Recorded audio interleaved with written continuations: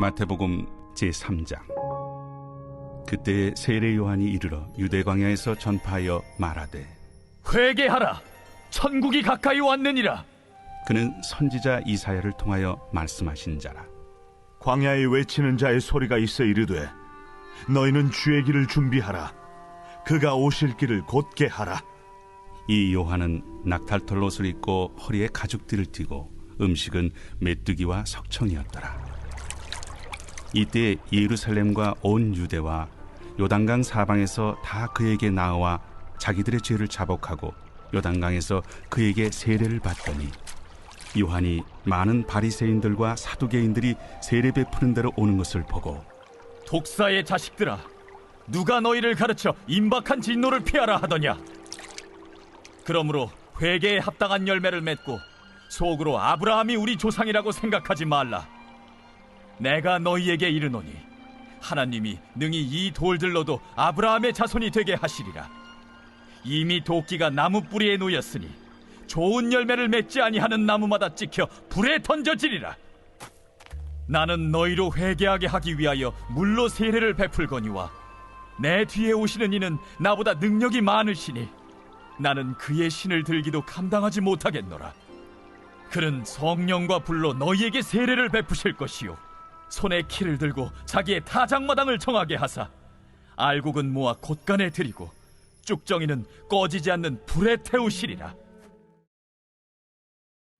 할렐루야. 사랑하는 열린문교회 성도 여러분, 지난밤도 주님 주신 은혜와 평강 가운데 단잠 주무셨습니까? 아침을 깨우는 말씀, 월요일 이 아침에 주님께서 저와 여러분에게 주시는 말씀은 마태복음 3장 1절로 12절까지의 말씀입니다. 오늘도 주시는 살아계신 하나님의 말씀을 통하여 저와 여러분의 삶 가운데 선명한 성경적 기준이 세워지길 원하고, 또한 그 세워진 기준대로 오늘도 맡겨주신 하루의 삶을 살아내심으로 하나님께는 영광이요, 저와 여러분의 인생 가운데 가장 복되고 귀한 하루로 살아내시는 저와 여러분이 되었으면 좋겠습니다. 오늘의 제목을 매일 성경의 해설자는 주의 길을 준비하라 라는 제목을 붙였는데요. 이 제목만 보아도 오늘의 본문이 어떤 내용인지 우리는 대략적으로 알 수 있을 것 같습니다. 예수님이 오시기 이전에 그의 길을 예비하기 위하여 먼저 보냄을 받았던 선지자, 그의 이름은 바로 세례 요한입니다. 마태복음의 이 3장부터는 이 세례 요한의 이야기가 잠시간 펼쳐지게 되는데요. 그가 고백하는 바와 같이 이 역사의 주인공은 자신이 아니라 결국 예수님에 대해서 그것을 또한 밝히고 준비하기 위하여 온 자라고 스스로를 낮추는 것을 우리는 보게 됩니다. 언젠가는 세례 요한에 대한 이야기도 여러분과 함께 나누었었는데, 당시에 세례 요한은 많은 이들이 주목하는, 또한 많은 제자들을 이미 두고 있었던 이 존경받는 인물이었습니다. 그런 그가 스스로는 쇠하여야겠고 오직 예수님만이 높아져야 한다며, 나중에는 예수님께서 공생애를 시작할 때에 자신의 제자들로 하여금 예수 그리스도께 가서 배우라 이야기하는 장면이 참으로 인상적이지 않을 수가 없는 것 같습니다. 오늘날을 살아가는 우리들은 하나라도 더 자신의 이름을 높이고자 열심히 무언가를 붙잡고 놓지 않는 삶을 살아가는 것을 보게 되는데, 세례 요한은 하나님께서 주신 그 영광과 그리고 자신의 어떤 명성 가운데 자신의 그 명성과 또 자신을 따르는 제자들, 자신이 소유하고 있던 것을 이 타이밍에 맞춰 내려놓을 수 있는 겸손을 갖춘 인물이었는데요. 저와 여러분도 우리에게 주신 삶의 소유이든 어떤 것이든 이 모든 것이 주님께서 우리에게 허락하심이라 우리가 기억함으로 주님 달랐을 때에, 또한 주님께서 요청하실 때에 늘 아낌없이 주님께 내어줄 수 있는 겸손을 소유해야겠다라는 생각을 해보게 됩니다. 이 말 그대로 광야의 소리라고 이 별칭이 붙을 만큼 세례 요한은 광야에서 열심히 예수 그리스도의 오심을 전파하였는데요. 1절 말씀 보니, 그때 세례 요한이 이르러 유대 광야에서 전파하여 말하되 회개하라, 천국이 가까웠느니라 하였으니, 세례 요한의 이 등장과 동시에 그가 어떤 말을 하는지에 대해서 우리가 주목할 필요가 있는데, 그가 첫 번째 등장하자마자 선언했던 것이 바로 회개하라, 천국이 가까이 왔느니라 하였으니, 말 그대로 천국이 가까이 왔다. 사실은 여러 신학적인 의미에서 해석될 수 있겠으나 저는 천국이 가까이 왔다라는 것은 예수께서 오셨다라는 것을 의미한다라고 생각합니다. 그도 그럴 것이 천국이라는 곳에 결국에는 이 가장 중요한 조건이랄까요? 그것이 바로 예수 그리스도의 유무이지 않을까라는 생각을 하기 때문입니다.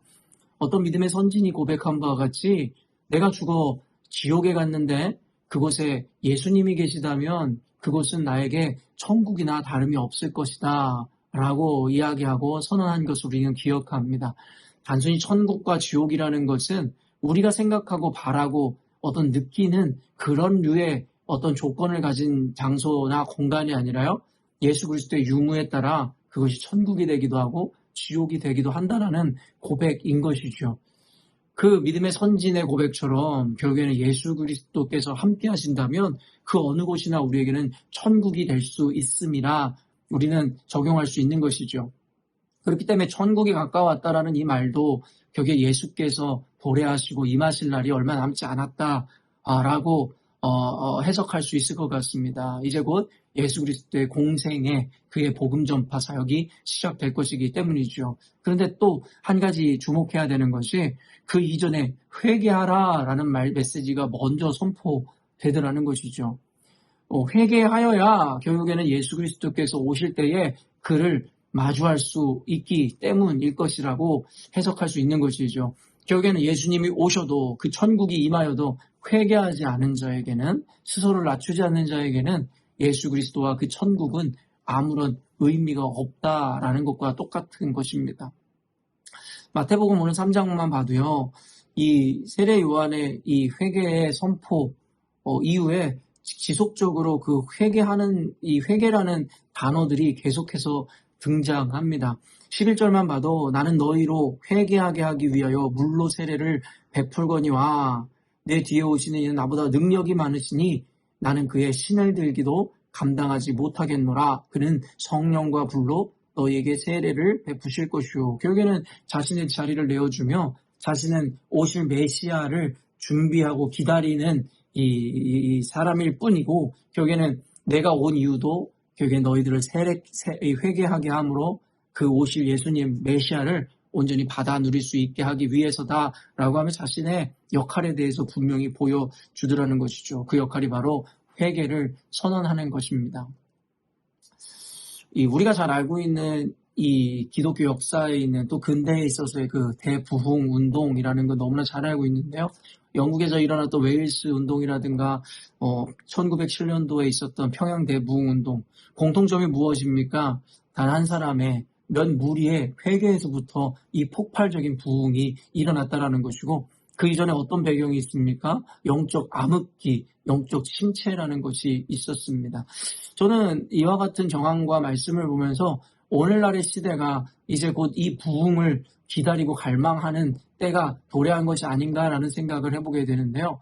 말 그대로 영적 침체 그리고 암흑기, 신앙적 암흑기가 있을 때에 늘 어김없이 이 부흥이라는 것이 다가왔음을 우리는 보게 됩니다. 왜냐하면 하나님은 결코 당신의 택한 백성들의 그 침체나 어떠한 어둠 가운데 있는 것을 방치하시거나 버려두시지 않기 때문입니다. 그렇기 때문에 하나님께서는 다시금에 그들에게 기회를 주기를 원하시고 우리가 성경의 내러티브를 통해 알고 있듯이 그 주시는 기회를 받기 위해서라면 우리에게는 꼭 맺혀져야 되는 열매, 회개의 열매가 있었음을 우리는 너무나 잘 알고 있는 것이죠.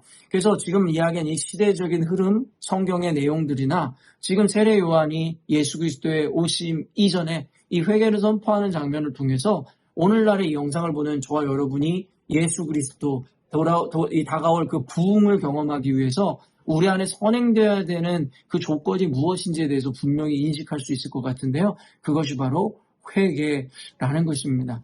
오늘날의 교회는 이 회개라는 회개하라는 이 외침을 듣고 싶어 하지 않습니다. 왜냐하면 이 얘기는 역으로 이야기하면 스스로는 죄인이라고 생각하지 않는데 왜 자꾸 회개하라고 하는 것이냐라고 조금은 그들 안에 내면적 짜증을 느낄 수 있는 것이기 때문이기도 한데요.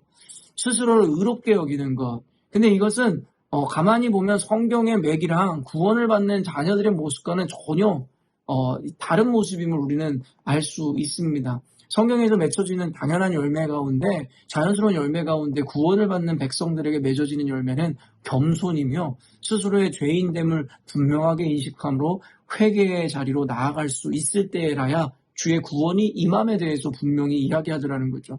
근데 오늘날의 그리스도인들은 모두가 죄인이라고 이야기하면서도 동시에 스스로는 가장 의로운 사람처럼 행세하고 다니고 그렇게 이야기하는 것을 보면서 참으로 안타까움을 금치 못할 것 같은데요. 말 그대로 회개가 동반되고 이에 따른 겸손이 동반되지 않은 자들은 주님이 같이 있다 할지라도 그 주님을 도무지 만날 수도 없고 그의 구원을 경험할 수 없음에 대해서 성경은 우리들에게 이야기하더라는 것이죠. 이 영상을 보는 저와 여러분들 그 마음가짐, 늘 하나님 앞에 예배하고 주를 섬기는 가운데 있는 저와 여러분의 그 마음가짐은 어떠한지를 살피셨으면 좋겠습니다. 구원이라는 것은 단순히 우리의 선행이나 헌신 그리고 의리의 어떠한 선한 행동에서 비롯되는 것이 아닙니다. 구원이라는 것은 회개를 통하여 철저히 스스로를 낮추고 자복할 때에 하나님의 은혜로 말미암아 예수 그리스도의 은혜로 인해 주어지는 선물일 뿐임을 잊지 않아야 됩니다. 아무리 여러분이 이 많은 양의 헌금을 하고 아무리 많은 시간에 헌신을 하고 아무리 바르고 도덕적으로 산다고 할지라도 그것은 전혀 구원과는 무관한 것임을 잊지 않으셔야 합니다. 구원이라는 것은 회개를 통한 구원에 합당한 열매를 맺을 때에 결국엔 주어지는 것이기에 오늘도 스스로를 의롭게 여기고 자신이 행한 도덕적 행동으로 인해서 자기는 구원받은 자녀라고 착각하고 살아가는 분들이 계시다면 이 영상을 통하여 하나님 앞에 긍휼을 구하셔야 합니다. 왜냐하면 아무리 이와 같은 메시지가 들려진다 할지라도 아무리 논리를 반박할 수 없다 할지라도 받아들이고 싶지 않은 자들은 이것을 받아들이지 않을 것이기 때문입니다. 5절 보니까요. 이때 예루살렘과 온 유대와 요단강 사방에서 다 그에게 나와 자기들의 죄를 자복하고 요단강에서 그에게 세례를 받더니 여러분 세례 요한의 이 회개에 대한 메시지를 통해서 사방에서 많은 사람들이 그에게 나오기 시작했다라는 거예요. 말 그대로 들을 귀 있는 자들, 구원에 초청받은 자들이겠죠. 근데 여러분 그 다음의 메시지를 보면 7절 보니 요한이 많은 바리새인들과 사두개인들이 세례 베푸는 대로 오는 것을 보고 이르되 독사의 자식들아 누가 너희를 가르쳐 임박한 진노를 피하라 하더냐.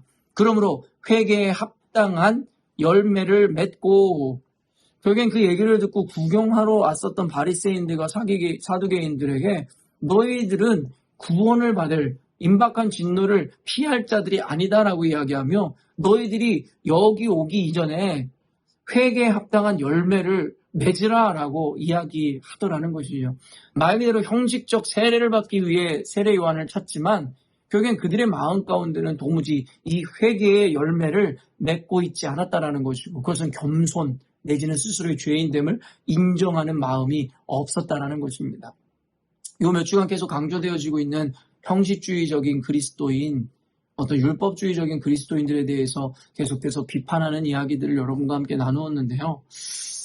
그들의 행위 자체에 대한 비판이라기보다 결국엔 그들의 의로운 행위 뒤에 숨겨진 그들의 내면의 악함 때문으로 여러분들에게 그와 같은 비판들을 계속 전하고 있는 것입니다. 그래서 이것은 단순히 바리새인들과 서기관들에게만 있었던 일이 아니라 오늘을 살아가고 있는 수많은 형식주의 그리고 어떠한 율법주의를 가지고 있는 그리스도인들과 교회에게 동일하게 하시는 하나님의 말씀이다라는 생각이 드는데요. 사랑하는 열린문교회 성도 여러분, 다시 한번 이야기하지만 습관이라든가 어떤 경건의 모양 자체가 우리의 구원이라든가 우리의 참된 그리스도인됨을 인정해주는 것이 아닙니다. 결국에는 성경에서는 우리로 하여금 우리의 내면을 살피시는 주님 앞에 우리로 하여금 겸손과 그리고 주님 앞에서 우리 작은 것까지도 회개할 수 있는 가난한 심령을 원하고 계심을 잊지 않으셨으면 좋겠습니다. 회개에 합당한 열매를 맺으라 했던 세례 요한의 이야기, 회개에 합당한 열매라는 것은 결국엔 이 겸손과 스스로 자복하고 인정하는 자세일 것이고 그로 인해서 우리 안에는 자연스럽게 회개가 일어나 오실 예수님, 아니 이미 임하신 그 예수님의 구원을 온전히 받아낼 수 있을 것입니다. 더불어 이 구원의 문제뿐만 아니라 우리의 신앙이 우리에게 행복으로 평강으로 자유함으로 다가오기 시작할 것입니다. 오늘 이 메시지를 통해서 여러분 안에 이 겸손을 통한 이 회개의 은혜가 임하는 시간이 되기를 원하고, 오늘 하루 말씀을 좀 더 깊이 묵상하시고 스스로의 하나님 앞에 나아가는 마음의 중심과 태도를 살피심으로 세례 요한이 이 목놓아 외쳐 선언했던 이 회개하라는 이 메시지가 여러분의 귓가에 울려 여러분 안에 하나님 앞에 감추고자 했었던 그 마음까지도 낱낱이 주님 앞에 드러내놓고 자복하고 회개함으로 주님 앞에 칭찬을 듣고 그 구원의 은혜를, 그리고 천국의 은혜를 받아 누리시는 저와 여러분이 되었으면 좋겠습니다. 함께 기도하겠습니다. 사랑하는 하나님, 감사합니다. 오늘도 말씀 통하여 어쩌면 오늘날의 스스로를 높이고 의롭다 생각하는 우리 그리스도인들에게 일침을 가하여 주시니 감사합니다. 우리 안에 스스로 착각하기를 스스로의 선한 행위, 도덕적 모양, 교회에서의 헌신을 통하여 자신들이 이미 구원에 합당한 자들이라고 착각하는 하나님, 그런 모양으로 신앙생활하지 않는가를 생각해 보게 됩니다. 그러나 구원이라는 것은 우리의 선한 행위나 노력으로 이룰 수 있는 것이 아니라 우리가 회개함으로 주님 앞에 우리를 철저히 낮출 때에 주님께서 그런 이들에게 주시는 은혜의 영역이고 선물의 영역임을 고백합니다. 우리 안에 교만함이 완전 떠나가게 하여 주시고 사두개인과 바리새인들에게 선언되어졌던 것처럼 회개에 합당한 열매를 맺어 겸손과 스스로를 낮추는 마음을 통하여 하나님의 이 회개의 은혜를 우리 모두가 경험하며 주님 앞에 우리의 죄를 자복하는 이 순간들이 곳곳에서 일어나게 하여 주옵소서. 그때 침체되었던 오늘날의 기독교, 그리고 어둠 가운데 남겨져 있는 우리 그리스도인들이 이제는 다시금의 재부흥의 은혜, 하나님의 도우심의 은혜를 경험하게 될 줄로 믿습니다. 주님께서 오늘도 우리와 함께하여 주시고 우리 가운데 놀라운 능력으로 우리의 삶을 인도하여 주실 줄로 믿고 감사드리오며 거룩하신 예수님의 이름으로 기도합니다. 아멘. 사랑하는 열린문교회 성도 여러분, 오늘도 주님께서 주시는 복되고 귀한 하루를 우리가 맞이하게 되었습니다. 오늘도 주님과 동행하심으로, 동행하는 그 순간조차도 하나님 앞에서 겸손한 마음으로 주님을 모시고 또 주님 앞에 순종하며 주님께서 섬기라 하신 이들을 섬겨내는 멋진 하루를 살아내셨으면 좋겠습니다. 아침을 깨우는 말씀은 내일 아침에 또 만나도록 하겠습니다.